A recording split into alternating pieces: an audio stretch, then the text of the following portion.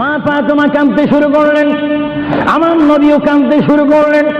মা ফাতেমা বলে, ইয়া রাসূলুল্লাহ, ইয়া হাবিবাল্লাহ, বুঝিছি মনে হয় আপনি চলে যাবেন, না হয় আমি চলে যাব। আল্লাহর প্যারে নবী কেন্দে কেন্দে বলে, ফাতেমা আমি চলে যাব, আমার নবুয়তের দায়িত্ব, আমার উপরে যা দায়িত্ব ছিল আমি সব দায়িত্ব কমপ্লিট করেছি। হ্যাঁ ফাতেমা, শুধু আমি বিশ্ববাসীর জন্য নবী নয়, বিশ্ববাসীর জন্য আমি শুধু রহমত নয়, কবরের মধ্যে যারা অবস্থান করেছে তাদের জন্য আমি পয়গাম্বার। আমার দায়িত্ব যেমন দুনিয়াওয়ালাদের জন্য রয়েছে, তেমন কবরের মধ্যে যারা গিয়েছে তাদের জন্য রয়েছে। আজকে আমি যদিও দুনিয়া থেকে চলে যাই, কবরের মধ্যে কোটি কোটি উম্মত রয়েছে, তাদের জন্য আজকে আনন্দের দিন। জোরে বলেন সুবহানাল্লাহ, আর জোরে বলেন সুবহানাল্লাহ। আমার নবী যেমন দুনিয়ার নবী, তিনি তেমন আখিরাতেরও নবী।